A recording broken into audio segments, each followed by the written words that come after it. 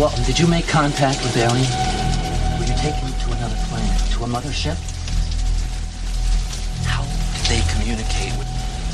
Can you tell me what they look like? Can you tell me how many of them there were? Were you given food? Injections? It's important the entire world learns of your experience. That's enough!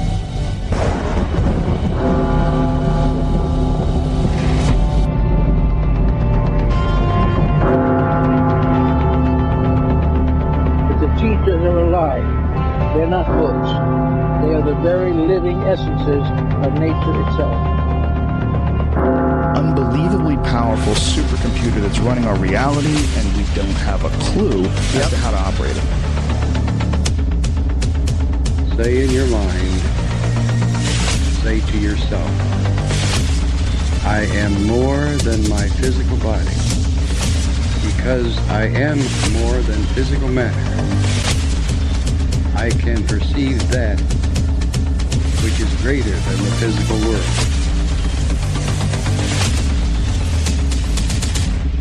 For the seeker.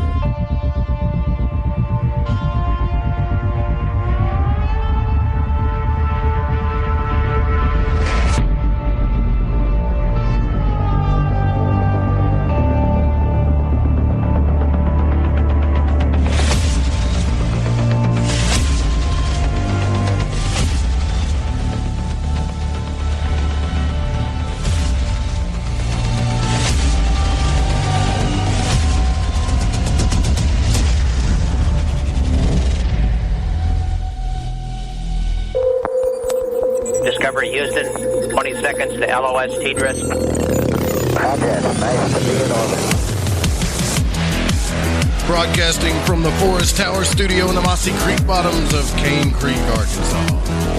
I'm Joe Roop, and this is Lighting the Void. Your voice for verity, for those in search of clarity in this crazy realm of polarity. Good evening. How you doing? Thanks for joining us wherever you are. In the digital realm, may it be in your office, on your headphones, or in your car.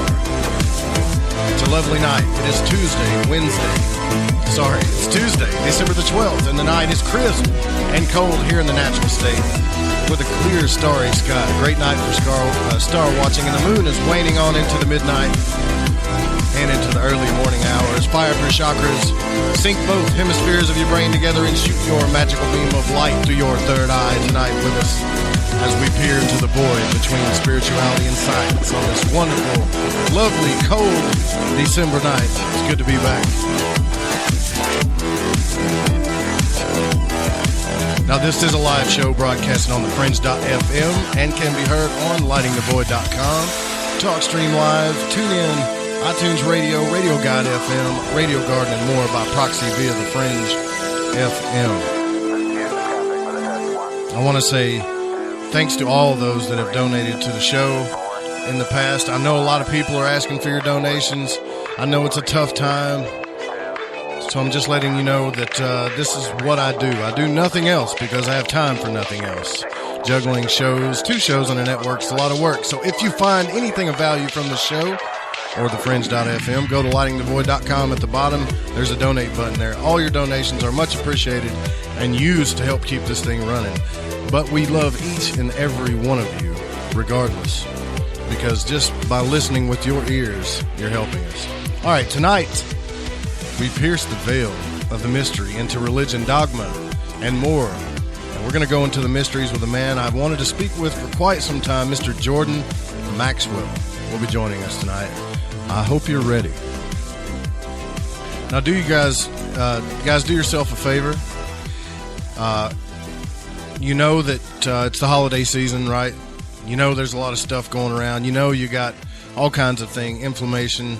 And if you're into preventative medicine, I can't say more for legal reasons, but go grab your bottle of Ancient Life Oil at ancientlifeoil.com. Tell them Joe Roop sent you. Get that. And then tell me how it helped you. Please send me an email. I've gotten a couple of emails, and I'm very glad to hear that it's helping some of you. All right, and the call-in number for tonight is 501-777-5631. You can also email me during the show at contact@lightingthevoid.com. So it's contact at lightingthevoid.com. If you want to send me anything, you got any complaints, whatever, send that to me. Also, I did see or got a message on Facebook, which was kind of boggling me. It was from a listener who was asking how to protect themselves from psychic attack and curses and yada, yada, yada. And I said, well, I don't know if you heard the show last week, but you need to go grab that Empower and Protect course from Freighter Xavier.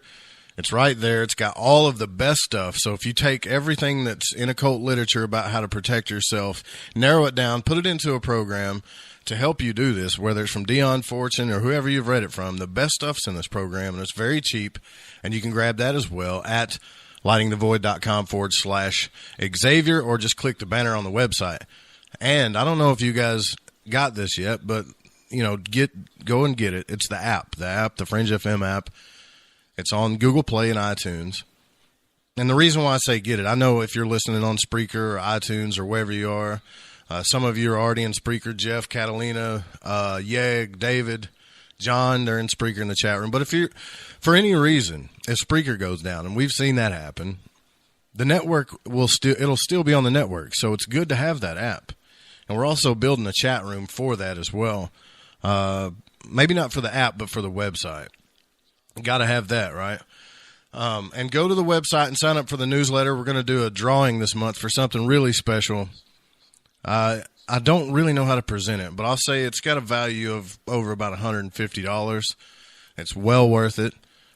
Everybody's entered into the drawing on the newsletter. Even if you haven't signed up to the newsletter, it doesn't matter. Or what I meant to say is even if you have signed up to the newsletter and you've already won something like Tina, it doesn't matter. We're going to redraw.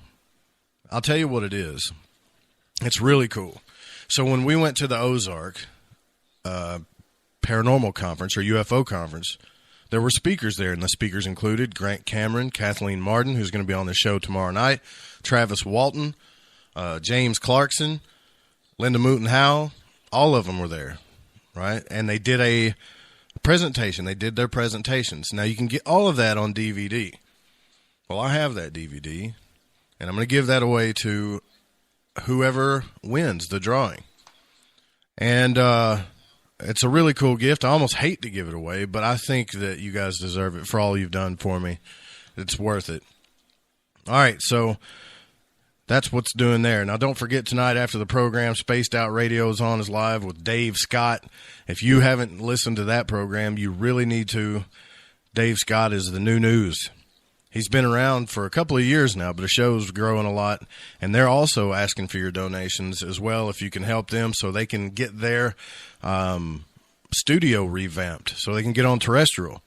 So, yeah, everybody's asking for your money, so you decide what you want to do with it. But it doesn't matter if you help me, Dave Cruz. I know you guys are helping in your own way. Even if you don't have money, I know you're helping in your own way, and I want to tell you on behalf of all of us that we love you. Enough with the gooey stuff. Let's get on with the Gilson report, shall we? Even though Jeff's not here, he's here in spirit. He is in the chat room, though. Did you guys hear about the cigar-shaped asteroid? I'm sure you have. I don't know if I'm talking about this right, but it's named Oumuamua. That is a weird name. I'm sure I'm butchering that. But it sailed past Earth back in October. Now, I'm stoked about this, even though it's probably nothing, but a team of alien hunting scientists led by Russian billionaire Yuri Milner, they're going to scan the comet this week before it sails beyond the reach of Earth's telescopes. They say they are looking for radio signals, claiming that it might be an alien spacecraft. Now, this was first spotted with a telescope in Hawaii, like I said, back in October, and was observed on 34 separate occasions in the week following the 18th. This thing is traveling at 27 miles per second, and it is headed away from our Earth and Sun. Now, the comet itself is up to 1/4 mile long and highly elongated, perhaps 10 times as long as it is wide. The cool thing is they're saying it's the biggest thing that's entered our solar system like this ever. So it's new. It's not something that keeps coming back around. This is a brand new thing. What's weird is the comet's slightly red hue, which is specifically pale pink and varying brightness. It looks like other things that are in our solar system. But the Alien Hunting Project will use the Green Bank Telescope in West Virginia for its investigation. They're going to start the investigation at 3 p.m. I believe it's tomorrow Eastern time. It says Wednesday, so I'm thinking that's tomorrow. It's got all the cool tech it needs for this. It would take less than a minute for this telescope to pick up something as faint as radio waves from a smartphone. Now, Milner is the business mogul behind Breakthrough Listen, which is a $100 million search for intelligent extraterrestrial life. He got an email about the object last week from one of his chief scientists. So eat your heart out, Tom DeLonge. This guy's already got the money to do this stuff. I hope this guy breaks something wide open, man. I really do.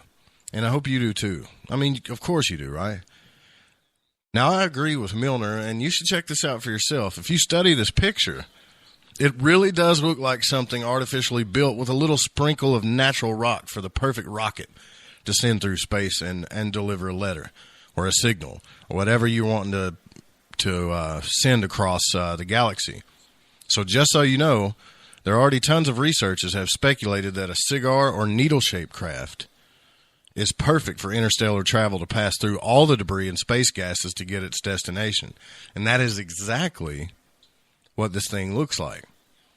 Now, more than likely, I mean, it's just a natural phenomenon. But wouldn't it be cool if there was something there? Something so fascinating that we've never heard before. That's the cool part about it, right? Fascinating that we have the tech to investigate this as well. And not to mention, there are already several accounts of cigar-shaped UFOs if you've studied the least little bit of ufology. This makes me want to go out and get a high-powered telescope more and more. I know I've talked about that before, but I really want one. There is a story and briefing online about this on The Encounter and on the website on thefringe.fm. I mean, don't you hope they find something? And it makes you wonder if they do, would they really tell us? Who knows? I don't know. Well, good luck tomorrow, guys. This is kind of cool, but it kind of worries me. Trump is telling NASA to send astronauts to Mars. I'm sure you heard Donald Trump wants to send astronauts back to the moon. Trump authorized the acting NASA administrator, Robert Lightfoot Jr., to lead an innovative space exploration program to send American astronauts back to the moon and eventually Mars during a White House signing ceremony. But, what he's saying is the purpose of this exploration is to set up a station so we can get to Mars. Here's his quote. The directive I am signing today will refocus America's space program on human exploration and discovery. It marks an important step in returning American astronauts to the moon for the first time since 1972 for long-term exploration and use. This time, we will not only plan on leaving flags, but we'll also leave our footprint. What worries me about this whole thing, and as much as you guys know I feel about Trump, I love the fact that they're trying to get back involved in space exploration instead of just orbiting satellites. But what worries me about this is this happened because the National Space Council sent this recommendation to Trump. Now, I'm sure you're wondering who the National Space Council is. The National Space Council is a body within the executive office of the President of the United States that was created in 1989 during the administration of George Herbert Walker H.W. Bush and was disbanded in 1993 and reestablished this year by President Trump. It's a modified version of the earlier National Aeronautics and Space Council. Now, you guys, you've heard about secret space programs and stuff. Now, I wonder if this is a part of like a secret space program that's rearing its ugly head to keep us under wraps. I only say that because anything run by Big Bush, frankly, scares the hell out of me. I mean, this guy was, I believe, still is heavily involved in the CIA. So as much as hearing about space exploration excites me, I know it excites you. But now we've got a government program created by Bush that was disbanded, and all of a sudden it's back online by Trump. Do you see anything weird about that? Surely you do, right? Now, I think Pence said that he will change our nation's human spaceflight policy to help America become the driving force for the space industry, gain new knowledge from the cosmos and spur incredible technology. Now, that was Gidley that said that. But their whole directive is Mars. Now, he picked some guy named Jim Bridenstine, which is a Republican congressman from Oklahoma. Of course, he wouldn't pick a Democrat, but that's yet to be confirmed. Now, the Democrat, Senator Bill Nelson, which is a Florida Democrat who wields considerable power over the space program, is criticizing Trump for his pick over this guy. But both Trump and Pence have made it clear since 2016 that they would like to send astronauts back to the moon, which I think is cool. I think we should. But during a 2016 campaign event near NASA's Kennedy Space Center in Florida, Trump pledged to free NASA from the restriction of serving as primarily a logistical agency for low Earth orbit activities, like I was telling you earlier. And instead, he wants to refocus on space exploration. Space exploration under a Trump administration. Now, Trump said Florida and America will lead the way into the stars, he said. The moon will be a stepping stone, a training ground, a venue to strengthen our commercial and international partnerships as we refocus America's space program toward human space exploration. Actually, that was what Pence said. I don't know how you feel about Trump, but anytime I hear about space exploration, I love it. I don't know who's behind this. I don't like this new space team, a government space, whatever they are. But I think it's cool that Trump is saying that he wants to do that. What I don't understand is why we're already just wanting to use the moon as a stepping stone, as if we've already explored everything about the moon. The moon is the most curious thing, I think, floating up there. It doesn't rotate like we think it should. Some people say it's hollow. The astronaut said that it rang like a bell for 2 hours after they landed on it. I don't know why we just want to walk over this thing.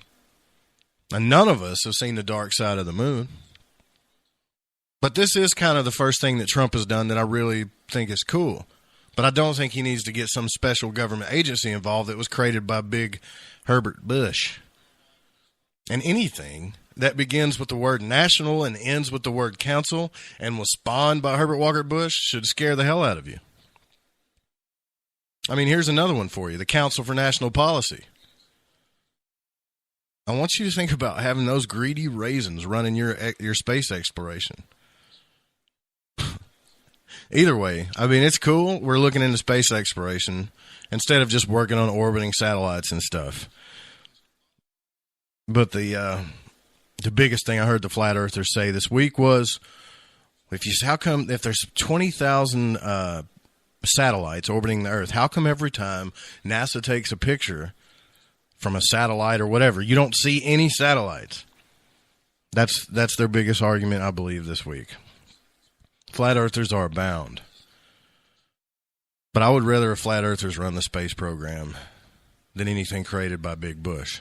But again, I hope you guys are with Trump on this. I think it's a good idea. Yes, I said that. I think it is a good idea that we do space exploration, even if it comes from Trump. And honestly, Trump might be the guy to get it done.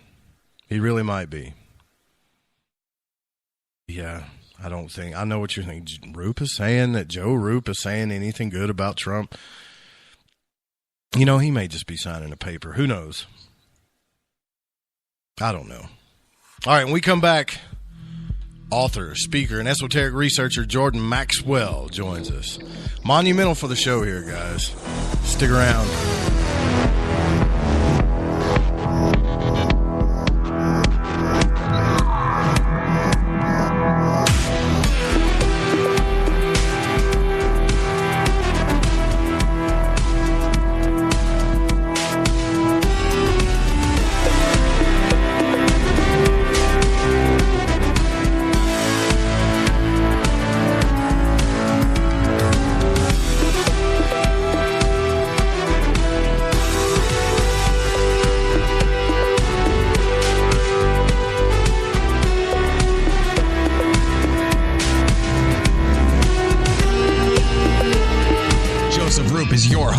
Pull back the blinds and uncover the truth. This is Lighting the Void Radio. KTLK Digital Broadcast. We rock the paranormal talk. Lighting the Void is proud to announce Mind and Magic's Protection and Defense course for protection from magical and psychic attacks. This is not a joke. Magic practitioners are on the rise, and with that comes attacks from baneful or black magicians that try to harm or hurt others for their own selfish reasons. If you are not a believer in psychic attacks, then this isn't for you. If you are, and you want the power to defend yourself and your family and home, then I highly suggest you grab Freighter Xavier's Protection and Defense course. In this course, you will learn how to tell if you are under attack from a natural source or if an individual is attacking you. The 4 forms of curses and attacks. How to remove self-imposed curses. The correct way to cleanse your home from negativity or malevolent entities. How to make your own holy water. What you should always keep near or under your bed. Herbs that banish negativity and promote purity. The most powerful banishing rituals on the planet. And for those that seem to want to harm you the most, how to put your enemies in a hell pit of their own making. You can also learn protection against shadow people and other entities. Or are you just in a bad planetary alignment? Even how to get rid of an enemy using a tic-tac box. It does not matter what your faith or belief is, this will work. Click the banner on the website at lightingthevoid.com or go to lightingthevoid.com/Xavier. Hi, folks. CBD is the home run hitter for health right now. Why, you ask? Because of what it does for the body. Unfortunately, I can't tell you all about the benefit. You know, there's reasons. Do your due diligence and log on to ancientlifeoil.com. That's ancientlifeoil.com. Ancient Life Oil uses organic ingredients and is blended in coconut oil for some of the best benefits. Legal in 50 states and non-psychoactive. Log on to ancientlifeoil.com. That's ancientlifeoil.com. Select Joe Roop at checkout at Ancient Life Oil. Live from New York, it's Saturday night! Live Saturdays on the Fringe FM. The Secret Teachings with Ryan Gable at 1 Pacific, 4 Eastern. Dark Waters at 4 Pacific, 7 Eastern. Into the Paranormal with Jeremy Scott at 6 Pacific, 9 Eastern. Spaced Out Saturday with Joe Roop, 9 Pacific, midnight Eastern. And S4 with Eric Cooper, midnight Pacific, 3 a.m. Eastern. Live Saturdays on the Fringe FM. We rock the paranormal talk. Online at thefringe.fm.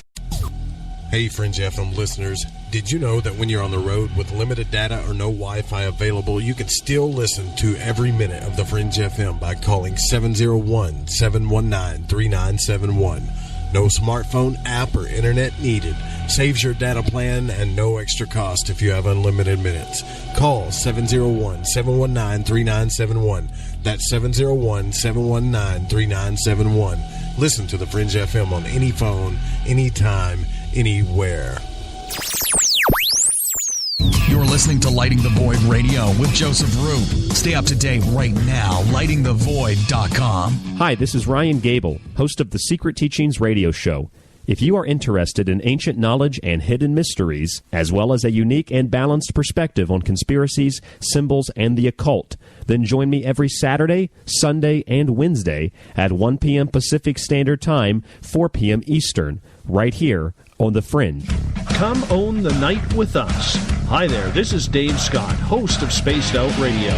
Every Monday through Friday, right here on KTLK, The Fringe FM, I'm going to lead you down a path of mystery, intrigue, and suspense. So whether you've seen a UFO, had a run-in with Bigfoot or Dogman, or had ghosts running around your house, this is the place to be.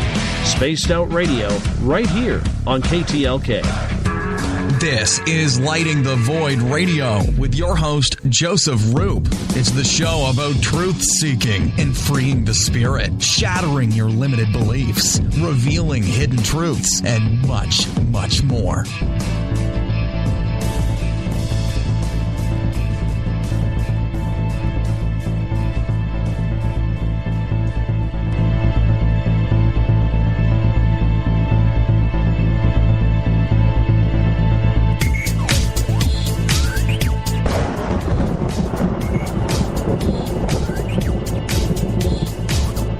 Welcome back to Lighting the Void. I'm Joe Roop. Don't forget to download the Fringe FM app. Now tomorrow night on the program, UFO investigator, speaker, and author Kathleen Martin joins us. You're going to want to be here for that, I can assure you. All right, let's bring on Mr. Jordan Maxwell.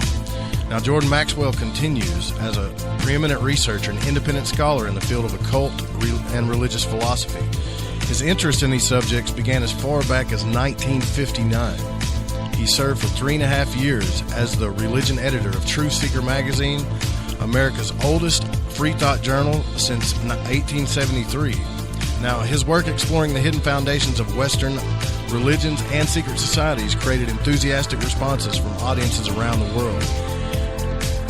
He has conducted dozens of intensive seminars, hosted his own radio talk show, guested on more than 600 radio shows, and written, produced, and appeared in numerous television shows and documentaries, including 3 two-hour specials for the CBS TV network, as well as the internationally acclaimed 5-part Ancient Mystery series, all devoted to understanding ancient religions and their pervasive influence on world affairs today. His work on the subject of secret societies, both ancient and modern, and their symbols has fascinated audiences around the world for decades. Now, considering the rapidly moving events today and the very real part hidden religion or religious agendas play in our modern world today, he feels that these controversial subjects are not only interesting to explore, but too important to ignore. His extraordinary presentations include documents and photographs seldom seen elsewhere. Now, his interests and areas of study include astrotheology, sexual symbolism in world religions, foundation of modern religion, secret societies, world mysteries, ancient symbols and occult emblems, ancient sciences and technology, hidden Bible teachings and mysteries, and more. Mr. Maxwell, thank you for coming on Lighting the Void. I appreciate your time, and it's really awesome to have you here. Well, thank you very much for inviting me. I'm always happy to be with people who are interested in learning, because this is what's been driving me all of my life. I started back in 1959, some 58 years ago, when I was 19 years old. And I really, really was interested to know as much as I could about everything. I was always fascinated by secrets and knowledge which most people don't even know exist. And so I just dedicated my life to looking at the dark side, all the secret stuff going on in the world that people don't know. And the more you look, the more you find. Until finally, at 77 years old, I am now convinced that there is no bottom to how dark the world can be. And there's just an extraordinary amount of information and knowledge that's been kept from the people for, I suppose, thousands of years. And today, with all the modern day opportunities to learn, with radio, great radio shows, and television documentaries, and the web, and the mere fact we have libraries, great libraries.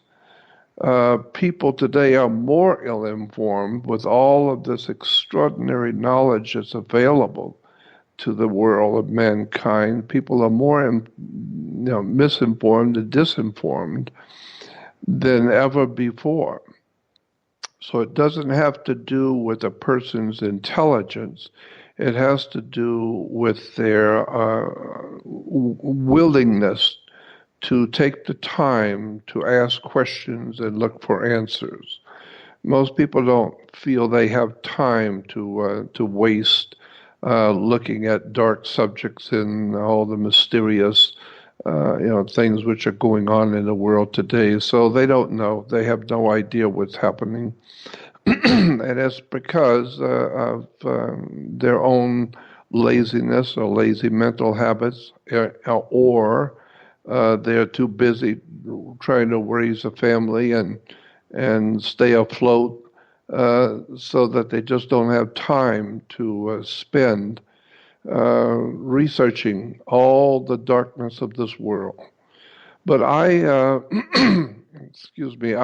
decided I wanted to do that with my life. So my entire life for the past 58 years, starting back in 1959, has been one continual trail of going into dark corners of the world and finding the dark secrets that run our planet, all the different dark stuff that goes on that we are not usually aware of, which includes our religious beliefs and where they really came from and what they really are, and our governmental systems, how the world is governed, and our commercial systems, and our educational and law and law enforcement systems.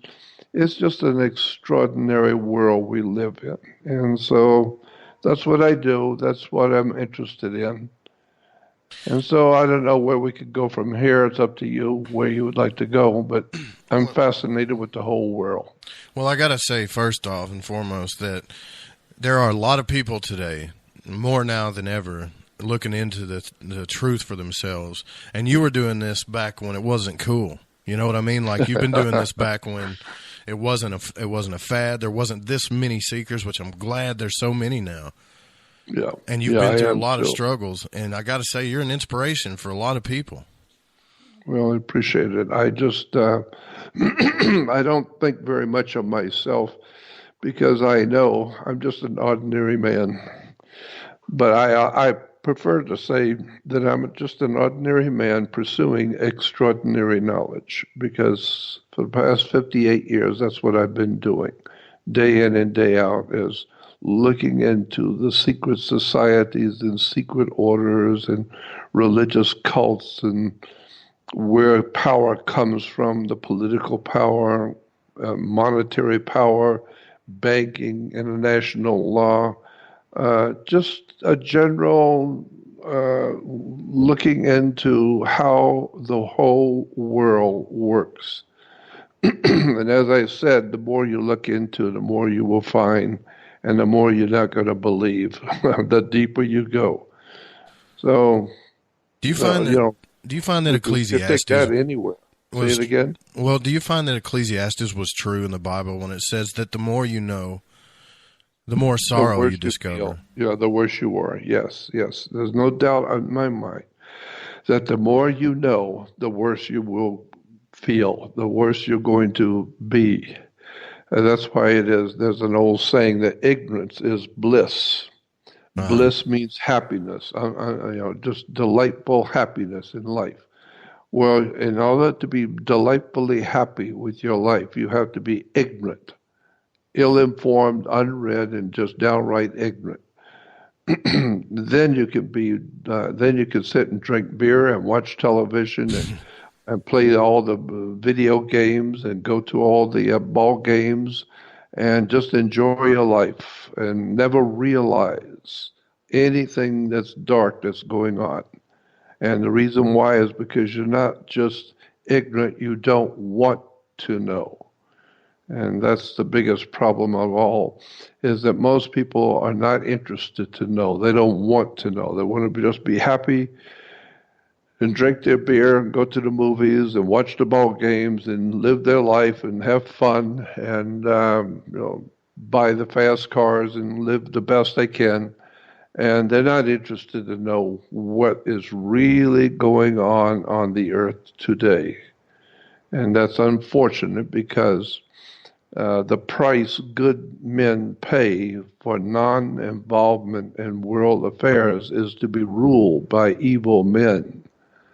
And so since most people don't really care who's ruling them, they don't care how the government works, they don't care how any of this stuff works, as long as they got their beer and their money in their pocket and they've got their, and their bellies are full, then they're happy, and they've got entertainment and drugs in case you start waking up and can't handle the world. You've always got drugs and alcohol.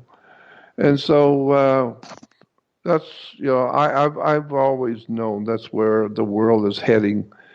And this is why we have great nations coming up, struggling to stay alive and then becoming great nations and ultimately to be destroyed, like the great Grecian Empire, the Roman Empire, the Babylonian Empire, the Egyptian Empire, and God knows all the other ancient peoples and races and empires that have existed in the world. And they come up and they go down. And so it's just a cycle we humans happen to be in. We never can actually get our bearings on anything, to do anything.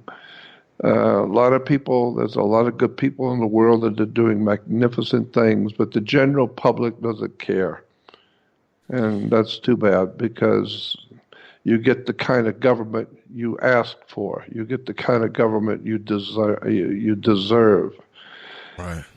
I want to say this, too, though. If you guys that haven't checked out Jordan's work, you need to go to jordanmaxwellshow.com. I spent the last few days listening to your radio shows on there. And it's jordanmaxwellshow.com. And I spent the last few days listening to the radio shows. And the unbelievable amount of struggle that you went through from some of the most cruel people I've ever heard of in my life, and how you could keep going with your research is beyond me. So I commend you for that. I don't know that I want to talk about it or that you can or whatever, but I will just say that it's obvious to me that there is something out there, whether it's esoteric or exoteric, and some form of darkness that's trying to stop us from figuring out what the truth really is. Well, I admire your ability to think that deeply, because most people have no idea in the world what's going on, but only those people who involve themselves in the study of life and where we've come from and all the systems that we live by. Once you start looking into government and education and military and commerce and law enforcement, and once you begin to see how the world we live under was put together and begin to look at the dark history of the world, and once you start doing that, you're looking for trouble, because first of all, nobody's going to want to talk to you, because nobody's going to understand what you're talking about, and it's not important because it has nothing to do with football or basketball or Paris Hilton or anything else. So why are you even bothering to talk about such nonsense when it doesn't matter to anybody? It's not important until your nation collapses, until your empire is in decline, and when your country is falling apart, and your very life and the life of your children and the life of your loved ones is now in jeopardy because the country is collapsing. There is no law. There is no anything of any intrinsic value. And then you begin to get involved with government and courts and law, and you're being arrested and you're being fined, and then you begin to wonder what in the world's going on. Well, by that time, it's way too late. You should have woke up a long time ago to find out what the world you live in is really all about. That's true. That's so true. And I look around and I see people, in the younger generations like me that is doing this research. Ryan Gable, which is I really respect him, I do too. Clyde Lewis, Mark Passio, people that are doing this. And then I look at what you've been through, and I want to get together and talk to these guys and say, look, whatever happened to Jordan while he was going down this road, we've got to make sure that we have to figure out a way to keep doing this research so that this doesn't happen to us, because there's no way on earth that a 77-year-old man that's put his life into figuring out the truth and trying to spread a message for everybody that should have gone through what you've gone through. It's just, I don't know if it's your soul mission. I don't know what's going on with that. But to me, I've been thinking about it for the past few days, and it just doesn't add up. But I will say that the stuff that you did discover was groundbreaking. Well, I appreciate it. And I believe, and I think I'm right, I believe the reason why I have suffered as I have with the loss of everything in my life, I lost my family, I lost my home, I have lost everything a man can lose. And so I just live from one day to the next, hoping that I will be able to stay alive and do something of value for the human family, because I'm not looking for a career.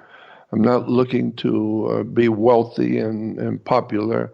I want to do what I have always done, and that is to try and help my fellow man to awaken to the threats that are all about us and the lies and the treachery that's involved in our governments, in our business affairs, in our personal affairs. There is just so much we don't know about the world we live in. And so I just try and the best I can, and at this moment I have zero, nothing. But then on the other hand, I do have a lot of time now because I own nothing, I have nothing to be concerned about. I have a lot of time to sit and do what I enjoy and love doing, and that is reading and studying the world in which I live and how it really works. And I will guarantee you one thing. You have no idea in the world how this world actually, in fact, works. Nothing is what you think it is. Nothing operates the way you think it does. And none of it will make any sense to you when you're first given some dark insight into the world. It's not going to make much sense. But that's the way the world works. It's a very dark story about how we live and where our ideas have come from and our government, how it was established, who prints your money, where do the religious belief systems that we have about God and religion and the future and all of that, where did all of this come from? And boy, what a story, what a package you're beginning to open. It's a Pandora's box of intrigue and disappointment you're not going to believe. And I enjoy talking about some of the basic things that we live by and knowing that they are not true. They are false concepts and ideas. And this is why we're always in trouble, because we don't understand the words. We don't understand the phrases, the words, the symbols, the terms. We use terms and words all the time that we have no idea what they mean. We talk about having to go to court, if you got to go to court. Why do you have to go to court? Well, because you play basketball on a court. You play tennis on a court. Now, how do you play tennis on a court? You play with a racket. Wake up. Once you begin to understand that courts are a racket, law enforcement is a racket, military-industrial complex, our military is a racket. Once you begin to see that the whole world is a business, it's just a business. Making money and controlling humans and making money and controlling other people is the name of the tune. So the best ways, the two ways that are best designed to control you are the two things that most people do not want to talk about, and that's religion and government. I mean, I grew up hearing people saying that many years ago. Well, the two things we don't talk about in this house is religion and politics. That's right. A lot of people say that. They just don't want to talk about it. That's right. They don't want to talk about it. But the reason why you think that the reason why is because it might offend your family or friends and other people with other beliefs. And so it might offend them. So just forget it and don't bring the subject up, and then you won't offend anyone. But those who are, if everybody thinks the same, it means nobody's thinking at all. And therefore, why would you not want to talk about the two ways in which mankind has been leading mankind? The human race is being led by religion and government. And why not talk about how we humans are being ruled and where we've come from? Where are we now? And where are we getting ready to go now? Since nobody knows anything about religion and politics, That's why we're in the mess we're in today. There is no freedom. There is no justice. There is no law. There is no order. Why? Because the human race has chosen not to look at government and religion and the foundations of human society. Well, I have, and I'm telling you, it's an extraordinary story of betrayal. So you need to wake up, do your homework. And if you just get, how easy it is to get when it comes to the law to get your license suspended, it's very easy. Yeah. And then you're caught in a trap because you can't go to work to pay your fines. You can't drive. You can't do anything. And if you get, or at least where I'm from, because we have to drive everywhere, and you get caught in a trap, right? So you either have to take the risk on driving on a suspended license so you can go make money, and they'll pull you over for any reason, and then you're caught in the system. I got caught in that system not too long ago, and it took me thousands of dollars and forever to get out. And the only crime that I committed was I was behind on child support maybe for 1 month. That's the crime I committed. And I had my son the whole time. So that doesn't even make sense. Yep. Well, that's what I'm talking about. Once you begin to see how our system of life is put together, where it came from, and how it got started, and we started off as a republic. Back in 1776, we started off as a republic. Today, we are referred to as a democracy. But the word democracy today, not the way it was maybe understood in the Grecian Empire, that's where we get the word democracy from, the ancient Greeks. But today, saying that America is a democracy and that we Americans are all over the world helping to spread democracy, you need to define your terms. Right. And university and colleges and the professors will tell you, you need to define the words you use, or don't use them if you don't know what you're talking about. The very word democracy today means, whether you understand it or not, whether you believe it or not, is irrelevant. I've been talking for some 58 years and teaching people around the world how to think and how to do research on words and terms. And nobody's going to probably be able to handle this, but the fact of the matter is that today in the Western world, in America and Canada and Australia, etc., in the whole Western Christian world, the word democracy means Marxist-Leninism, communism, straight out of the Soviet Union.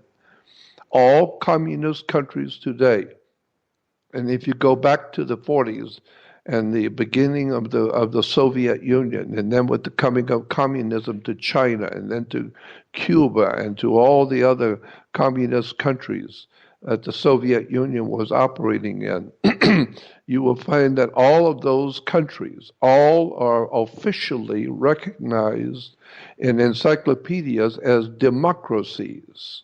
They're called people's democracies, the People's Democratic Republic of Cuba, the People's Democratic Republic of China, the People's Democratic Republic of North Korea, the People's Democratic Republic. And so that's what we have become today. We are a People's Democratic Republic, just like Soviet Union, Communist China, Soviet communism everywhere. And so today, the whole idea of a democracy actually is a Marxist-Leninist Soviet communist term. You need to wake up and understand what's going on in the capital, and why do you call Washington, D.C. the capital? And it's an extraordinary story of betrayal where the American people have no idea in the world where words come from. America is one half democratic, Marxist-Leninist, Soviet communist. Period. End of sentence. I don't know if you're familiar with the work of Bill Cooper, but I used to listen to his old radio show, and I knew Bill Cooper for many, many years. I was on his show a couple of times. I've known him very personally for a long time. Yeah. Go on. He revealed a lot. I mean, a lot. And what you're saying is a lot of the stuff he was talking about. The only thing about Bill Cooper that I think that kind of bothered me was that I don't know, or maybe I'm wrong, but I think he was not willing to look past Christianity. Yep. And I could be wrong about that. I haven't listened to all of his latest radio shows. If he was wrong about something, he'd say I was wrong. He was dedicated to the truth, and I believe that he got killed for it. I really believe that. But I think so too. I believe that. But there's more to that story than meets the eye. I knew Bill personally. I was on stage with him. I was on his radio show a couple of times. I knew him personally for a long time. And so I know things about Bill Cooper that most people don't. And so, I'm not going to get into it now, but there's more to Bill Cooper than meets the eye. And so I'm very sorry for what happened to him, because he was a very interesting man. And he did do a lot of good, and but he wanted people to wake up too. That's all he wanted. He wanted people to wake, just like you. And the one thing that I really commend you for is your work is your willingness to look past religion. I don't think that he admitted it in his first show that he didn't understand the bright morning star, the whole metaphor there. And I heard, and I listened to your show about that, and I was like, you really dug into the truth there, and some of that stuff, I don't know if you want to talk about it now, but some of that stuff people don't want to hear, but I believe it's true.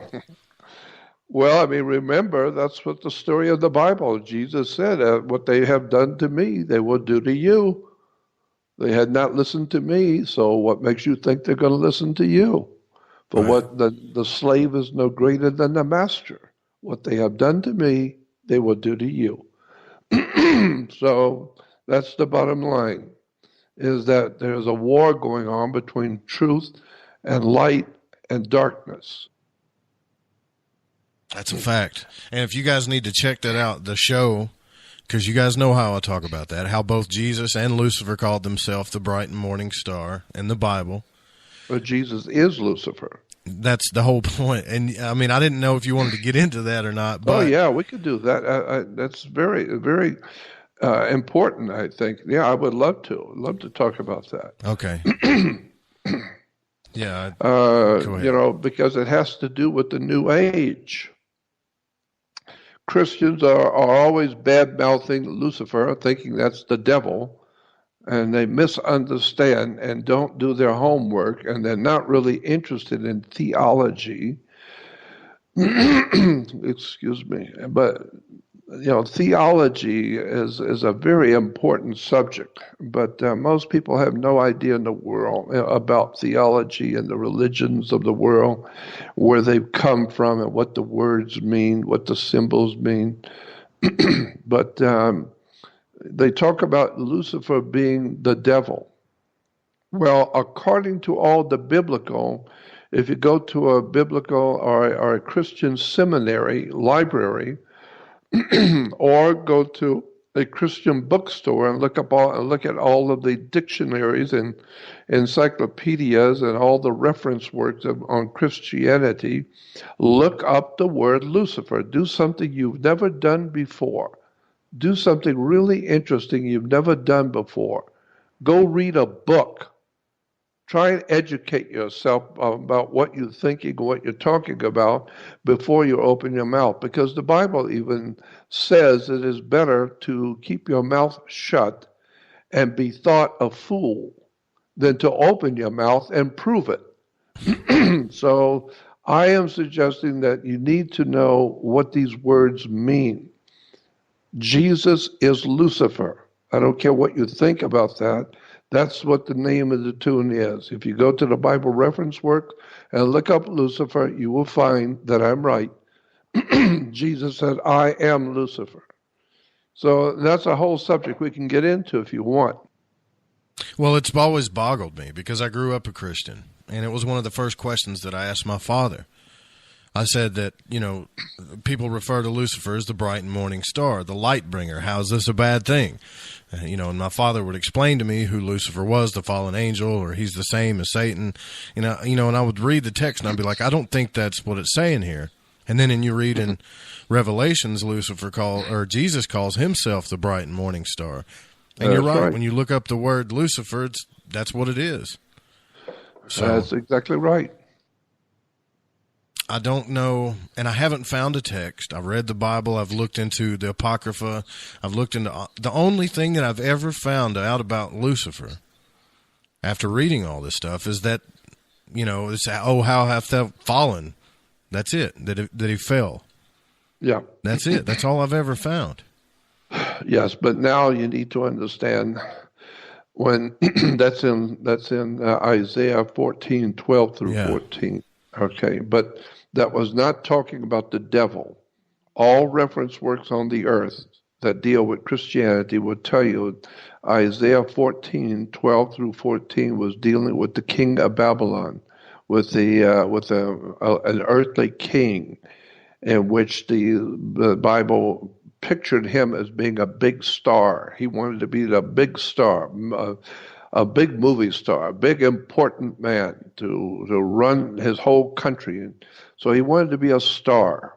That's where we get the idea of being a star. Lucifer was a bright morning star. And so Isaiah 14:12 through 14 is talking about a king who thought of himself as so illustrious and so powerful that he was the shiniest, he was the biggest shining star on the earth. And yet God is going to bring him down to his knees and ultimately destroy him. And so the word is Halil in Hebrew, which means a bright morning star, or someone who is very bright and very important. And so you get people like that who are Luciferians, like Obama, who thought he was God who created the universe.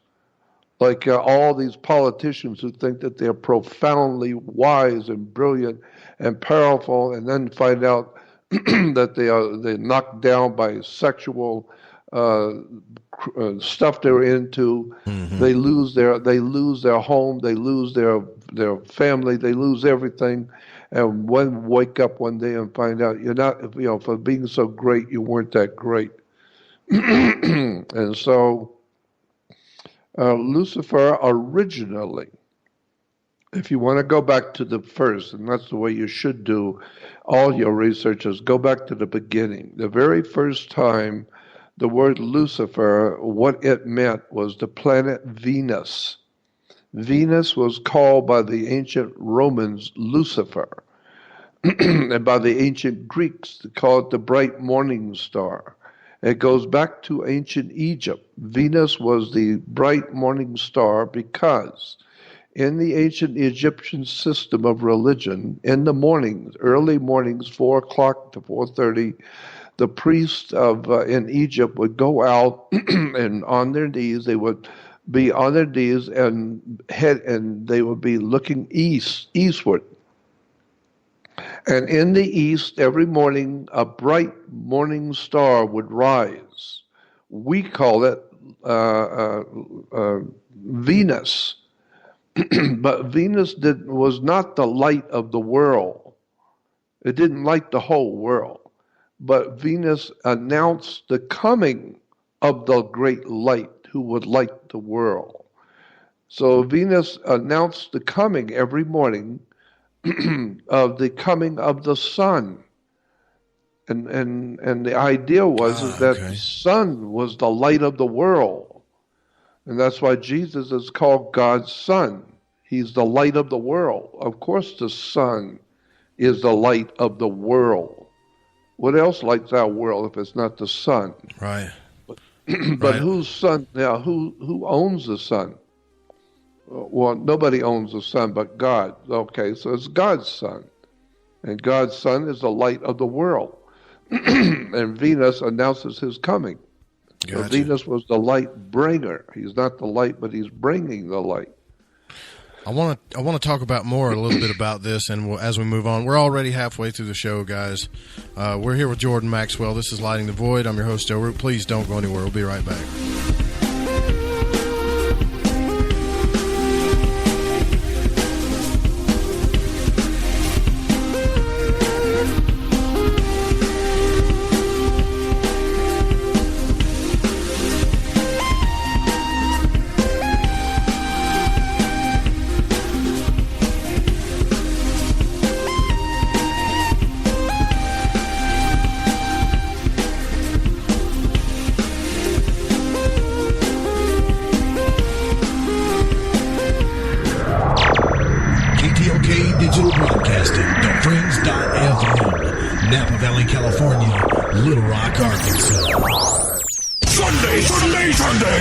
Live Sunday on the Fringe FM, The Secret Teachings with Ryan Gable at 1 Pacific, 4 Eastern. Data Bites with Space Boy and Sir Lana at 4 p.m. Pacific, 7 Eastern. Beyond the Strange with Dave Cruz, 5 p.m. Pacific, 8 Eastern. The Paranormal Code with Rich Giordano, 7 p.m. Pacific, 10 Eastern. And Cosmic Passport with Elizabeth England, live at 9 p.m. Pacific, midnight Eastern. Sundays on the Fringe FM, we rock the paranormal talk.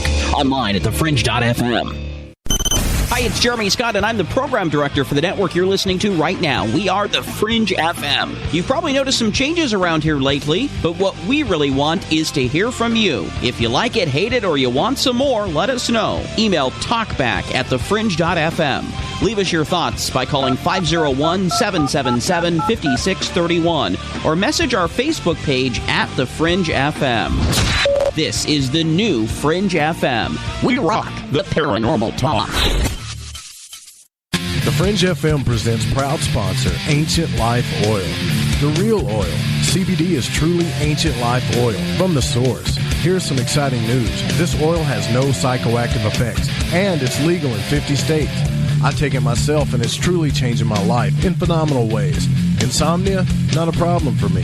And inflammation? Well, this is just my experience. Be proactive and do your own research. Go get it yourself at ancientlifeoil.com. When you're healthy, happiness comes. About this wonderful plant is that it wants to give back to mankind life, longevity, and happiness. It's totally organic, non-GMO, and infused with high-quality liquid coconut MCT oil. Do yourself a favor and go to ancientlifeoil.com. Again, that's ancientlifeoil.com. Hey, Fringe FM listeners, guess what? TalkStream Live has just released a new paranormal app exclusively for the paranormal community called Paranormal Radio. Paranormal Radio has a great selection of streaming talk shows dealing with UFOs, the supernatural, sacred geometry, NDEs, and much more, including a network highly recommended, The Fringe FM. You can download Paranormal Radio right now from Google Play.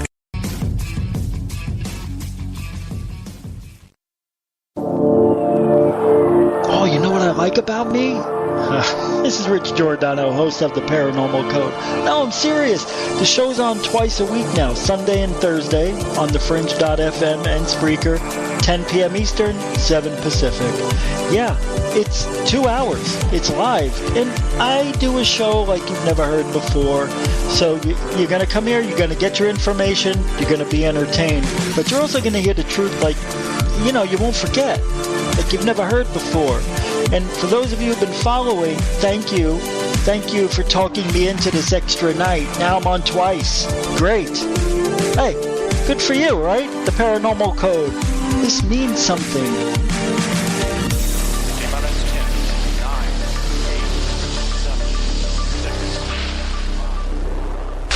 Do it live! I'll write it and we'll do it live! You guys rock! Live weekdays on the Fringe FM. It's Spaced Out Radio with Dave Scott. Monday through Friday at 9 Pacific, midnight Eastern. The Fenton Perspective with Lori and Fenton. Mondays at 5 Pacific, 8 Eastern. Project Compass with Mark Eddy and Dave Cruz. Mondays at 7 Pacific, 10 Eastern. Lighting the Void with Joe Roop. Tuesdays and Wednesday nights at 7 Pacific, 10 Eastern. Big Picture Science from the SETI Institute. New Tuesdays at noon Pacific, 3 Eastern. The Secret Teachings with Ryan Gable. Wednesdays at 1 Pacific, 4 Eastern. The Kurt Green Hour, Wednesdays at midnight, 3 a.m. Eastern. The Paranormal Code with Rich Giordano, Thursdays at 7 Pacific, 10 Eastern. Shift Happens with Gigi and Cortana, Friday at 7 Pacific, 10 Eastern. Is it live? Live, weekdays on the Fringe FM. We rock the paranormal talk. On the Fringe FM app, TalkStream Live, tune in, and online at thefringe.fm. Call the show. Pick up the phone and dial 501-777-5631. That's 501-777-5631.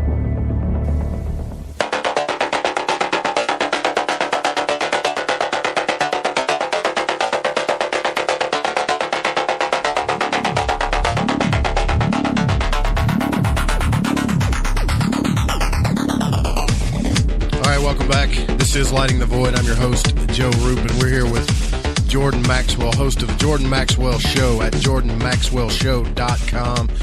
Don't forget tomorrow night on the program, Kathleen Martin will be joining us, and I will be hosting this weekend Spaced Out Saturday again on Saturday night on the Spaced Out Radio team, or with the Spaced Out Radio team. We're going to have the mother of the Matrix, Miss Sophia Stewart, will be joining us.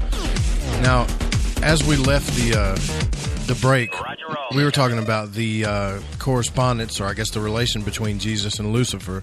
And you said if you do your research enough, you'll find that Jesus is Lucifer. And you're also explaining Venus and the sun, which that has perplexed me a little bit more than the name, I would say, because the bright morning star, we all see it. It's Venus. But then I always wonder, well, could he be talking about the sun? And you're saying that the light bringer is bringing the sun, unless I got you wrong there. No. The whole idea in the ancient world, the way they viewed it, not the way we think about it today, but the way the ancient peoples who gave us all of these ideas, the way they saw it was that the sun was the light that lit the human world up. And the sun was not a god. The sun merely represented the qualities that God obviously must have.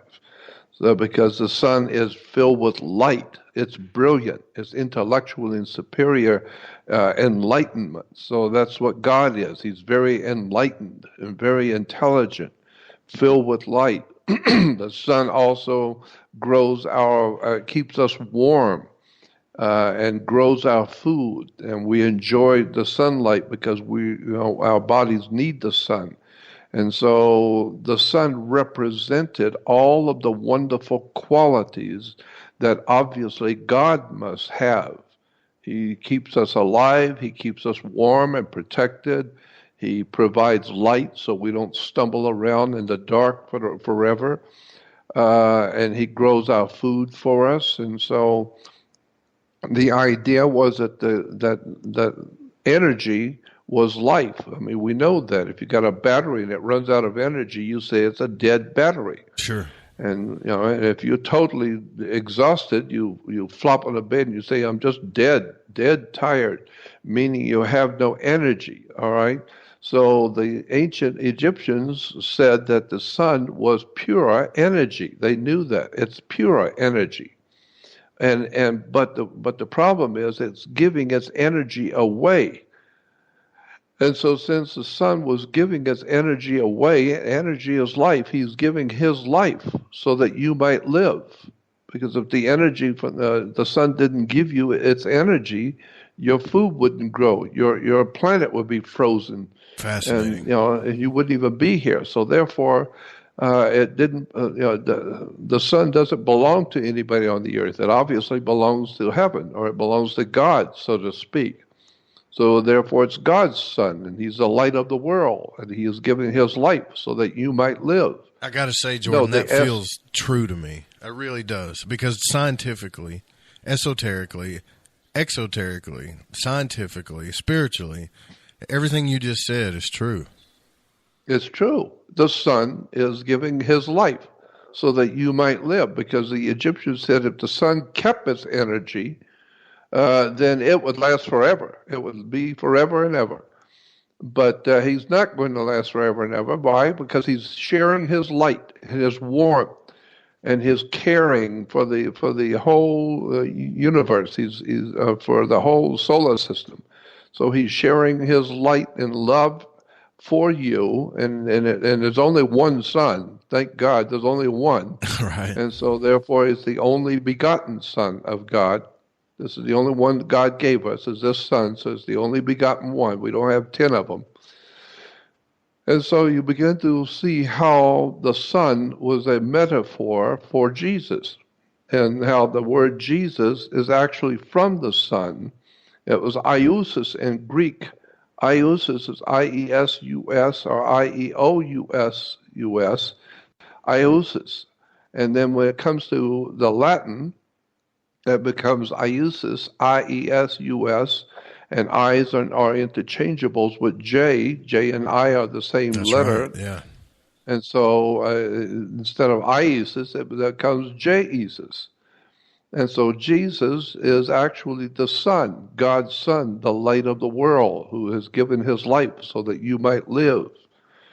And you know, once you get into that, it's opening up a whole world of interesting astrotheology about all the stories you read in the Bible about Jesus are applying and talking about the heavens. Well, that's where God is up in heaven. Yeah, well, and so, you know, all these stories we read in the New Testament about Jesus, they're talking about the S-U-N, not S-O-N, S-U-N. And so, you know, like Jesus went to the marriage feast of Cana. Mm-hmm. And the marriage feast of Cana where Jesus' mother, Mary, which is Mary, we say M-A-R-Y. No, it's M-A-R-I. Mari, not Mary. Mari means holy and pure, clean and pure. And so obviously Jesus' mother was holy and clean and pure, so she was Mari. No, we say Mary. And so at the marriage feast of Cana, Mary, the mother, asked Jesus, when the wine was ran out, she asked Jesus to go out and draw water and change the water into wine. Well, that's exactly what happens. Mother Earth, Mother Nature. We call our Earth Mother. So she's Mother Nature, Mother Earth, asked God's Son to draw water. Well, that Son does draw water. And then to turn the water into wine, the water that's drawn is in clouds. The clouds cause rain. The rains grow the grapes, and they smash the grapes, and so you change water into wine. So the whole idea is it's talking about the spring. This is why it's called the the Passover. It's an extraordinary story. I mean, the Jews have a celebration for spring, to celebrate spring, and they call it the Passover. Why? Because the sun on the first week of spring has passed over the equator, coming back to the northern hemisphere. And so all of the religious teachings in Christianity and Judaism come from the northern hemisphere. We don't have any teachings in Christianity or Judaism comes from the southern hemisphere. We don't have anything in Judaism or Christianity from the Mayas and the Aztecs and the Incas and all of that. We have only from the northern hemisphere. Sure. And so therefore, you know, once you understand where religions have come from and what all these words mean, it's actually a fascinating and beautiful and incredibly intricate story that has been misunderstood.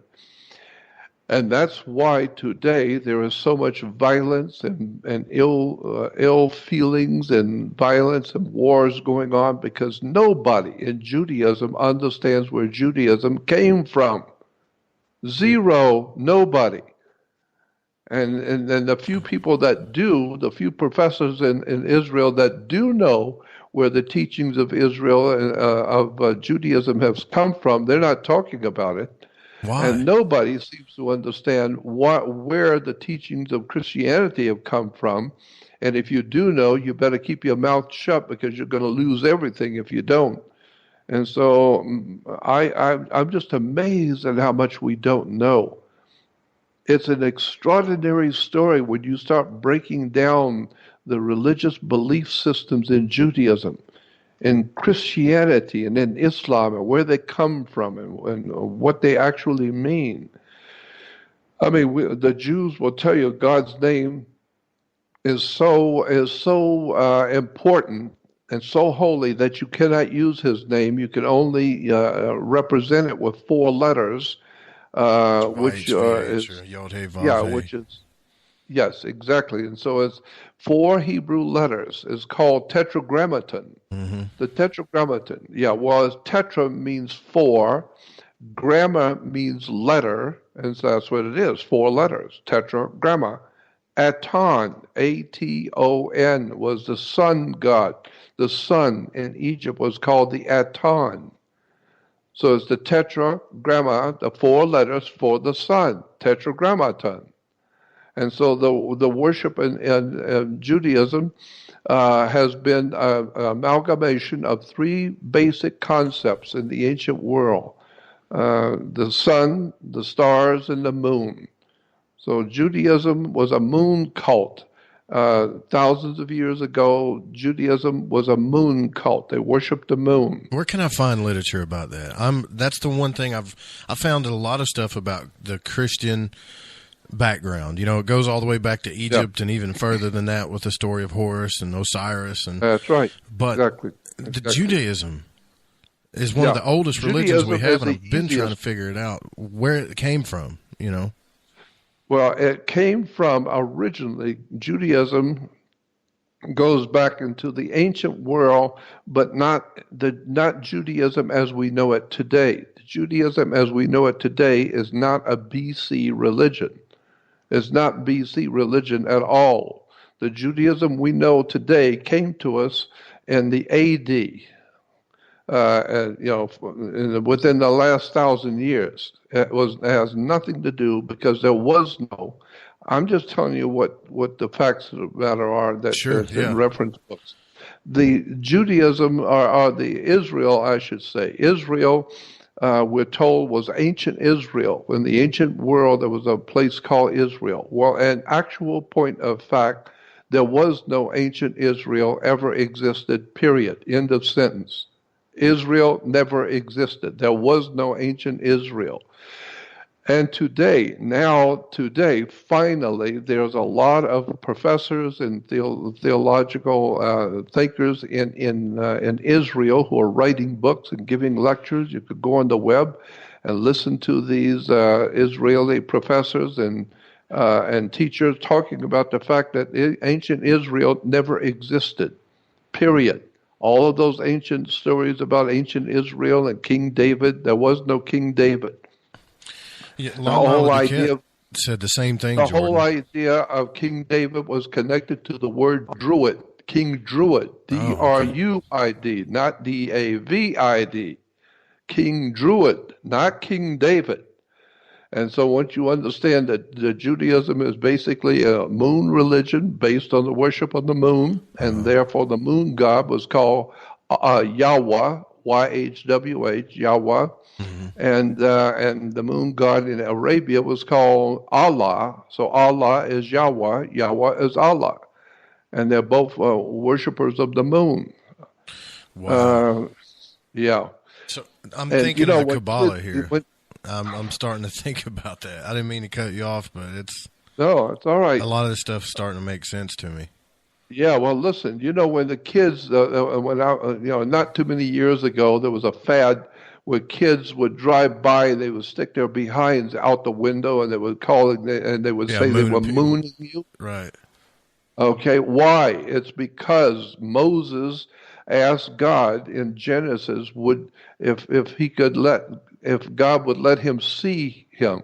Moses asked God, "Can I see you? Would you show me what you look like?"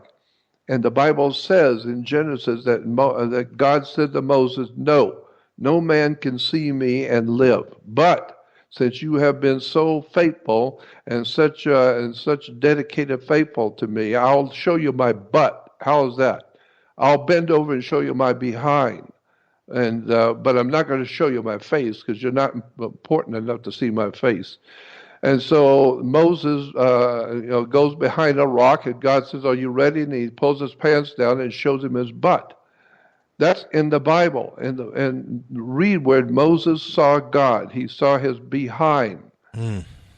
And so, well, yeah, but God was Yahweh, which is a moon god. And so, therefore, Moses was being mooned by Yahweh. So that's where we get the idea of mooning somebody. And this is why on the Sistine Chapel in the Vatican, go in the Vatican and go on the web and look at the Sistine Chapel, and you will see God bending over and showing his butt to Moses. That's on the Sistine Chapel. It's an incredible story about how silly stories are so venerated today by people who don't know what the words even mean. They have no idea where all of this stuff comes from. I mean, they talk about Jesus the Christ and have no idea in the world what the word Christ means. Where does the word come from? They go to church and have no idea in the world what the word church means. They think they understand. Church comes from a Scottish word kirk, K-E-R-K, or K-I-R-K, Kirk. This is why in Hollywood they have a Star Trek with Captain Kirk, because Kirk is a Scottish word for the church. And so the church is nothing more than a business, a corporation. And so therefore Captain Kirk, he's the captain of the ship, and the church is the captain of the ship. And so today we have Captain Kirk, and the church is taking mankind where it's never been before. And what's the name of the instrument? Enterprise. Enterprise is money, banking. The church has taken the human race where it's never been before. Captain Kirk on the Enterprise. And so when you understand, because you have to live in Los Angeles and Hollywood for 48 or 58 years and be in the spin of things and know what these writers are writing in Hollywood, know how Hollywood works and where the word Hollywood comes from, you have to know that the ancient Druids that ruled in Europe for 1,000 years before the Roman Empire, all of Europe, north, east, west, and southern Europe was ruled by Druids. And this is where we get the word news, north, east, west, and south, N-E-W-S. Anything that happens in the north, east, west, or south is news. Once you begin to understand what the words mean, where these concepts and ideas have come from, you find out that for 1,000 years before Rome, all of Europe was run by a holy organization called the Druids. And the Druids were the priests, the legislators, the government, the police. They were everything. Anything that was anything in the ancient world, you had to be Druid. And so today, America is a Druid country. We are Druids here, but you don't know that because we don't read. And one of the most important symbols in the ancient Druid system in Europe was a magic wand. All the Druids who were important in the system of things used magic wands. And so like Mickey Mouse would use a magic wand. And our orchestra leaders today use a magic wand. They're telling you to play to their tune, not yours. So their orchestra leaders use a magic wand. Well, do these symbols and words have power over us that we don't know, though? Of course they do. And this is why I was going to say that magic wands in the ancient world were always made out of the wood of a holly tree. It's made out of Hollywood. Get it? Wow. And so once you begin to understand that Hollywood is a Druidic magical establishment, and it's a real, de jure, legitimate magic. Not just on film. No. There's a real magical system that causes that sacrifices children, sacrifices babies. It's into pornography. It's into all kinds of crime and sex, drugs, and rock and roll. It all has to do with the dark side, with what we call black magic, the dark magical system in Hollywood. That's why they're so wealthy. That's why they're so profoundly powerful. You need to wake up and find out that's how the world works. All of it is dark, demonic, depravity, and coming out of the ancient world, and we call it religion, government, And it's just an extraordinary story, and that's why we're in trouble today. The whole world is not what you think it is. It's far, far, far darker than you can even imagine. We could talk for the next 5 hours. I tell you things you've never heard. I imagine. But, I mean, if you guys want to listen to more of this stuff, you can go to JordanMaxwellShow.com, and he's got more there as well. But what I was saying earlier is that Lon Milo Duquette wrote a book called The Key to Solomon's Key. And what he was trying to do was, he wanted to, in the beginning of that book, was to find out any evidence of Solomon and David and, you know, any evidence of this before he went down that road of revealing the magical rituals and stuff. And there was none. And he said that. There was no evidence of any tribe or King David or Solomon or anything like that. That's right. Never was. There was no King David. There was no King Solomon. There was no ancient Israel. None of it ever existed. It's just a story. It's the greatest story ever told. Yeah, but it's just a story. And then you find out that Solomon is actually the three names of the sun in the ancient esoteric languages of the ancient East. Out of Egypt, Sol, first of all, is Roman, from the Roman Empire. S-O-L is the sun, Sol. And Om, O-M, is Hindu for the power of the sun to create. The priest of Om, O-M. And then the word On, O-N, is actually Heliopolis. Look it up in encyclopedia. Look up the word O-N, and it will tell you O-N is the ancient name of a city in Egypt called today Heliopolis. Helios is the sun, Opolis is a city. So Heliopolis is the city of the sun. But Egyptians didn't call the city of the sun Heliopolis. That's Greek. They called it On, O-N. This is why when you walk into a room, you flip a light switch on, because On meant sun. And so if you have a new kind of light, it's N-E-W-O-N or N-E-O-N, neon. Neon is a new light. A new kind of light is neon. So O-N means light, the sun. And Sol is the sun. So you got Sol, Om, and On. It's the three names of the sun in the esoteric languages. Solomon. There was no King Solomon. There was no King Solomon's temple. There was no King Solomon's mines. It's just a story. But does the story hold something that's, what I'm trying to ask is does this story hold something that has an esoteric meaning that's good and true, maybe? I don't know. Yes. It does. It has a very important and very, very important spiritual truth that's hidden from you so that you will not see it and you're not supposed to know about it. But only the people who run this planet are supposed to know the hidden story. And so that's why we have exoteric and esoteric, meaning the exoteric is the stuff everybody knows about. The esoteric is what you don't know. And like George Carlin says about the people who run our planet, it's a big club and you ain't in it. Right. So you're not supposed to know anything. You just go to your church and drink your beer and watch the television and watch a ball game. That's all you need to know. Leave the important things like running the world to the people who are smart enough to do it. And therefore, that's why we're in the trouble today, because we have no idea in the world what's really going on today on the earth. And it's going to scare you when you finally find out. Can I ask your opinion on something, though?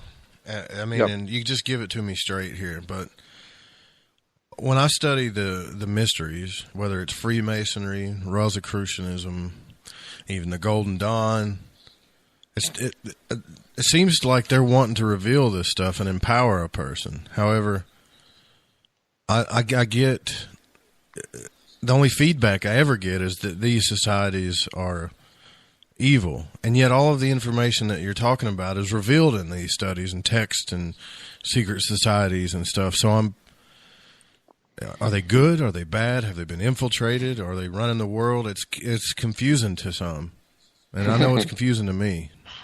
Yeah, and you're right. It is confusing, and there is a story. There is a way to understand it. But how much longer do we have on the show? About 30 minutes.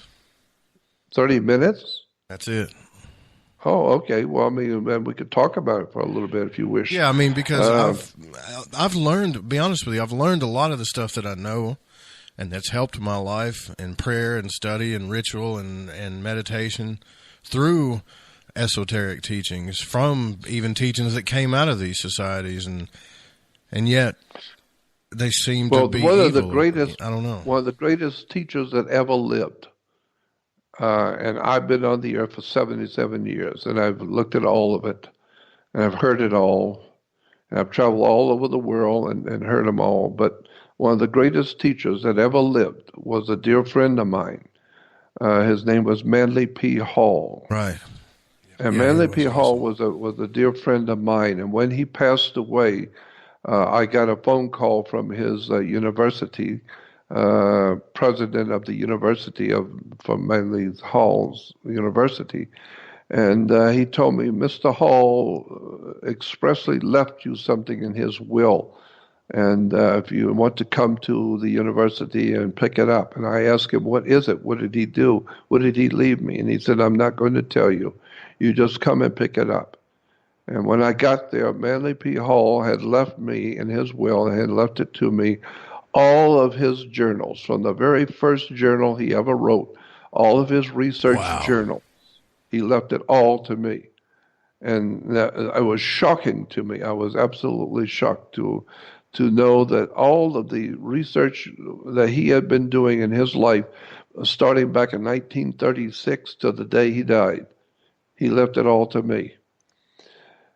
So, and I was just amazed at this man and his brilliance. And so many Christians call him demonic and devil worshiper and all that kind of stuff, when actually he was one of the greatest spiritual teachers the world has ever known. That's a fact. He never ever championed any particular teaching. He never had a particular religious bent or view. What he did with his whole life was to simply explain all of the religious and philosophical teachings of the whole world, where they came from, what they meant, what the words meant, and how they were to be understood in the ancient world as opposed to how we understand them today. It was the most extraordinary experience listening to a man that has that much wisdom and knowledge to talk about any subject and the philosophy or religions of the whole world and understand them correctly and teach them succinctly. What a brilliant mind. And today, Christians who do not have the wherewithal to tie his shoes call him demonic and depraved because he understood the world of religion. And so I understand that there's a profound misunderstanding about religion, and people who are religious, who are quick to put other people down because they happen to know something that the church, that they don't know. Sure. A classic example is when I was a kid. I asked a bishop. I mean, it's a big story, but I'll just give you the Reader's Digest version, a very quick story. When I was like 9 or 10 years old, I got confirmed in the Catholic Church. And we were told that tonight at the confirmation service, the bishop may ask you children if you have any questions. He'll answer your questions for you.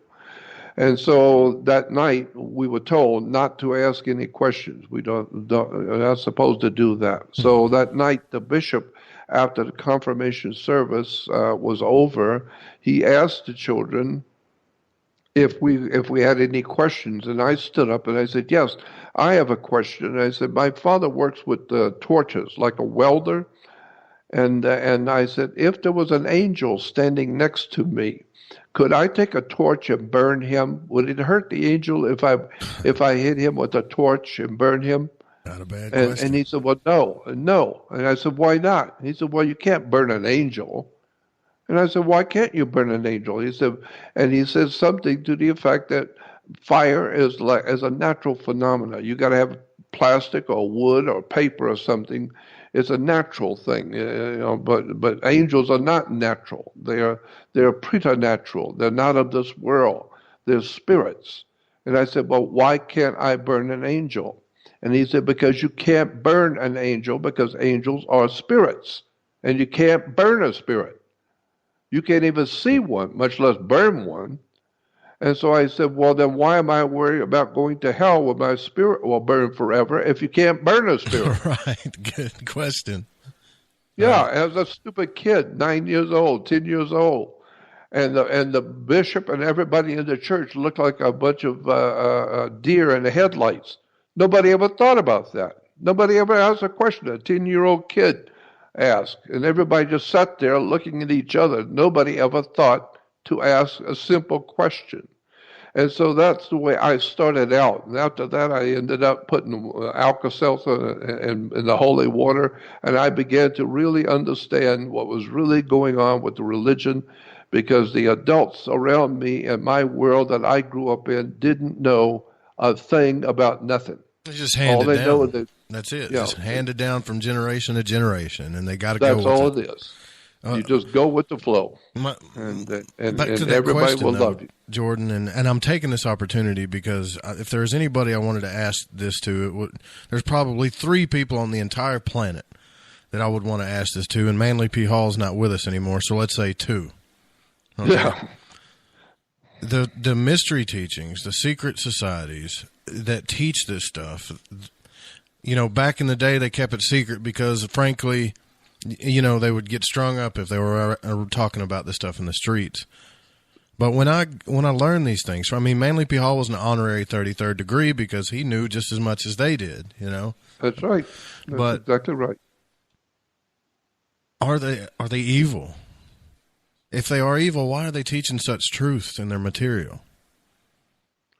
Yeah, well, that's a big question, and it requires us a bit of time to answer it, because basically the people that run this planet today, they know. I have sat and talked with people that are very high up in this world that you would never even suspect that I know. Wouldn't even suspect that I would know these people. But I've been in their company and I listen to them and play dumb as I'm talking to them. I play dumb. I act like I'm just inquiring because I'm just a stupid guy who wants to know. And so they treat me with kindness and try and explain things to me. But I already know. I want to hear what they're going to say. And then I then begin to see that the people who are running this planet, the really smart guys at the top of the world, they already know all of this stuff. They are members of secret societies, fraternal orders. They're highly educated. They go to special schools. And so, they are not bothered by religion. They're not bothered by philosophies and different ideas that different people on the earth have. They don't care about that. The people who run this planet are interested in one thing, and that's power, money, sex, drugs, and rock and roll, period. That's what runs the planet, period. And so that's the only thing they're concerned about. They don't care about your religious belief because they understand where it all came from to start with. And so I could sit for the next 8 hours and explain to you all kinds of ideas and philosophies that you've heard in Christian religion and in the Jewish religion and where they really came from, what they actually mean. And once you begin to finally formulate in your mind how all of this stuff came down to us, how it all got here, and where it came from in the ancient world, and what the words mean, what the terms mean, and begin to understand that in the English language there is something called, if you study England and study English in England and go to the best universities to study the King's English, you will note that there was something called in the ancient and medieval world, something called the lazy O. The lazy O. Look it up in English. And it simply meant that the translators of the English language and the people who are formulating and creating our English language, they came across a problem with the word sun, S-U-N. And then there was in German, because English is Low German, so in the German language, sun is S-O-N-N-E, or S-O-N is the thing that comes up in the morning. Is spelled S-O-N, but we call it but we spell it S-U-N. No, it's S-O-N, but in English it's S-U-N, and so it's called the lazy O problem in English, where the translators just decided to just translate it either a U or O. It doesn't matter. Just either use the U or the O, and it just doesn't matter. It's the same thing. Okay. And so they gave us two words, S-U-N and S-O-N. Why? Because they were lazy. They didn't want to really look into it, which one was being talked about. So today you have a son. If you have a boy, then you have your son, and he is the light of your life. That's right. And so, therefore, he's your son. Well, then God has a son. And the sun is the light of the world. Of course, the sun is the light of the world. And so, therefore, Jesus is God's son, the light of the world, and he has 12 followers, which is the 12 signs of the zodiac, or the 12 months of the year. And 13, if you take Jesus with his 12, makes 13. 13 is a number in ancient Jewish theology which represents perfect government. 13 was perfect government, so you have Jesus and the 12, or the Son and the 12 helpers, or the Son and the 12 signs of the zodiac. So you have the 12 signs of the zodiac, the 12 months of the year, and the Sun, and therefore it's 13. Well, 13 is perfect government, and the number 8 in ancient Hebrew and the ancient systems of magic, 8 was the number of infinity. 8 was it was the only number that you can write on a piece of paper and never lift your pencil or pen from the paper. An 8 can be made over and over and over and over. And so if you lay an 8 down on its side, it becomes a symbol for infinity, because it never stops. You can make an 8 forever without lifting your pencil.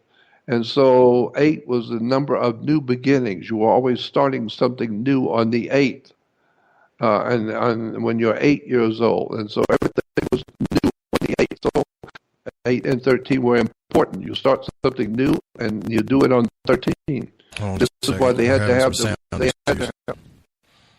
to have the revolution in 1776, because 1 and 7 is 8, and 7 and 6 is 13. Get it? So all the ideas about how government formed and all the concepts about outlaws, you have no idea the world was been for thousands of years. Now, right here we had some audio issues. I want to apologize. I restarted the feed, but he kept talking about where the word church comes from, which was a Scottish word named kirk. So we'll pick up there, and you might have to look that up, but that's where it segued at. I apologize, guys. They're ripping off the church does. Well, that makes sense to me. It's just that makes a lot of sense to me. The biggest thing that I'm worried about, though, is, and I guess you did answer my question, but the question I have is going to take some deep looking into. As far as the and I know what the question is ultimately this esoteric knowledge good or bad? Right. And well, the one thing I will say is that if you delve into the kind of study that I have done all my life, you are going to pay a terrible price, because if you want to know a little something, then you can learn a little something. Just read a book. But if you really want to know more about it, well, then you could take a special class or go to a special school or whatever to learn more about a particular subject. But if that's not good enough, well, you can always go to college for 8 to 10 years and really study a subject and come out with a master's or a doctorate on the subject. but that's going to really cost you. So the more you want to know, the more you're going to pay. Well, if you really want to know the bottom line on the dark secrets of the world you live in, you are going to pay a terrible price. You're going to wish you had never started to learn. Oh, man, that's sad because I'm curious. Yeah, you're going to encounter demons, demonic depravity, dark spirits. You're going to encounter the real powers behind the world in which you live that don't mind killing people, murdering people, raping, sex, drugs, rock and roll. It's all a very dark story about the world we live in, where it's come from, and where we're going. And most people are not up for hearing this kind of stuff. So I understand. David J. in the chat room wants to know, what's the difference, and it's a pretty good question, when they talk about the Son of God and then Jesus being the Son of Man? Yeah. It's really not important. That's one of the things about theology, that you can pick certain words and really go for hours upon hours of looking into, but that really is not important. The bottom line that's of real importance is you need to understand that the very word son, S-O-N, is synonymous with S-U-N. And so therefore, Jesus is actually the Son. And therefore, the Son, it represents light. And so God's Son is the light of the world, but he's doing battle. He is battling for you against who? Against the Prince of Darkness. The Prince of Darkness. Darkness was the great dragon, the great fearful enemy of the human race thousands of years ago. They didn't have air conditioners and beautiful homes and spotlights and lighting homes. They didn't have any of that. So it got dark at night. And when it got dark at night, that's when the predator animals came out. That's when it becomes very scary. You could be robbed and raped or eaten by predator animals. And it was freezing cold. And so darkness was just evil. It was just bad. So that's why we get the idea that the Prince of Darkness. But the Prince of Darkness, his name was Set. In Egypt, it was Set, S-E-T, was the Prince of Darkness. Right. And we still say it gets dark at sunset because he's God's son, but the word Set was the name of the god of darkness in Egypt, Set.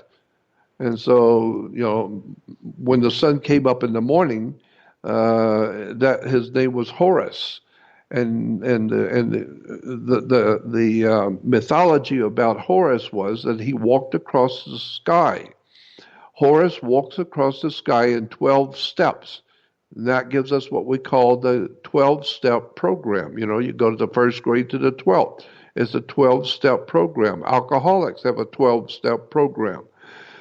And so Horus was the original 12-step program. Horus came up in the morning, and when it comes up, when it shows itself on the horizon, that's Horus. His name was H-O-U-R-S, H-O-R-U-S, Horus. Right. And we changed it from H-O-R-U-S to H-O-U-R-S, for 12 hours. No, it's 12 Horuses. You just interchange the U and the R, becomes 12 Horuses, becomes 12 hours. And so therefore Horus walks across the sky in 12 steps. So a little bit later, Horus of the second step, he's a little bit higher. Horus of the third step, he's moved up a bit higher, until he hits Horus of the sixth step, when he's directly overhead, he becomes known as the Most High God. Why? Because it don't get any higher than high noon. And that's why Jesus is in the temple teaching all the wise men at 12, not 12 years old, 12 noon. So when the sun is at 12 noon is the most high. It's called high noon. And so then he walks down. Now he's walking further, the Horus of the 8th step, Horus of the 9th step, and finally Horus is going to die at 6. And so Horus walks across the sky in 12 steps. Now, if you want to take Horus was the god of light. And so if you want to impersonate light as a person, make it into a person for the story, it would be Lucifer. Lucifer was the god of light. And so Lucius in Latin means light. And so therefore, if you were to personalize Lucifer into a person, you would call him Luke. Luke is a shortened form of Lucifer. Right. All right. So therefore, you got Luke Skywalker. I was just fixing to say that. Luke walks across the sky in 12 steps. Star Wars. All of this stuff is fascinating when you begin to see where all of the religions and philosophies and Hollywood and movies, entertainment and words and terms, the whole world is a business. And most people have no idea in the world where to start. That's why I have dedicated my whole life for 58 years to understanding all of this stuff. And I put it out. It's if you go on my website, again, you're right. My website is Jordan Maxwell Show, SHOW. Very important you add that on. Jordan Maxwell Show is my website. And if you go on jordanmaxwellshow.com, then you will see on the home page, you will see an invitation to join another website I have called the research website, Jordan Maxwell's Research Society website. All that is just another website I have where I have a webmaster who is uploading every day as much as he can on all of the stuff I talk about, all the documents, pictures, audio, video, words, terms, where religions come from, where all the governments come from, how law works, all kinds of strange stuff you've never heard. I put onto a website called Jordan Maxwell Research Society. And if you go on Jordan Maxwell Show, you can then see my Research Society, click on it and join. You have to join the Research Society because for some 45 years I've been out on the trail, roaming around the world, roaming around America, teaching people, and I've come to the point where I don't have the old stuff anymore to do that. So now I just put all of my work on a website, and if you want it, you can go there and view it all. It's a very big website right now, but it's going to get a whole lot bigger. I have thousands of articles yet to put on there, but my webmaster is only one man, and he can only do so much. So we're putting it on little by little every day, but it's an enormous website already. So go on Jordan Maxwell Show and join my Research Society. That's where it's all going to be. Man, I recommend anybody go do that as fast as possible. But I'm sorry about the audio issues, guys, but it was only a few minutes there. You know what? I didn't get to ask you the question Dave Scott was wanting me to talk to you about was he told me, he said, you need to talk to Jordan about his alien girlfriend. And I don't know if it was your girlfriend or a girl you dated or met, but that's what he said. Yeah. But interestingly enough, I was going to ask you about what you thought about ETs and life on other planets and they're here. They're here for sure. There's no doubt in my mind that they are here, and they are very legitimate. They're very de jure, and they're just as real as you are. You can bet on that. So, and I know because of what I've actually seen with my own eyes and experienced myself. So, you can believe what you want to, but once you've met them and once you've seen one and once you've had an impact with one, one-on-one, then there won't be any question ever again in your mind. You will know. There's a big difference between believing in something and knowing it for sure. I know for sure that there is other life forms on this earth that are not of this world. They're not called supernatural. The word is preta. Preternatural means not of this world, not from here at all. And there's no doubt in my mind that there are extraterrestrial life forms here. No doubts about it whatsoever. So we could talk about that another time. Sure. But real quick, well, I guess one last question would be, do There is a theory that ancient aliens seeded this planet and kind of put this knowledge in here, and I guess we made it into religions, but do you think that that's plausible? No, I think that's exactly what the Bible says. Read Genesis. If you understand Genesis and read it correctly, that's precisely what the Bible is saying in Genesis 1. Genesis 1 is saying that aliens came here from another world and seeded us. They created us. That's the whole story. We could go into another time if you want to pick up on that. Absolutely. Because that's what the Bible teaches. Well, I do appreciate you coming on the show. It's been awesome having you here. I thank you for spending this time with us. No, that's quite all right, and I appreciate you inviting me. And if you want to, let's do it again, and we could talk about Genesis 1 and the reading it correctly. That's a whole story in itself. Absolutely. Yeah, we're going to do that. Thanks, Jordan, for coming out. Make sure you guys go to JordanMaxwellShow.com, join his research society, and I will have him back on Lighting the Void.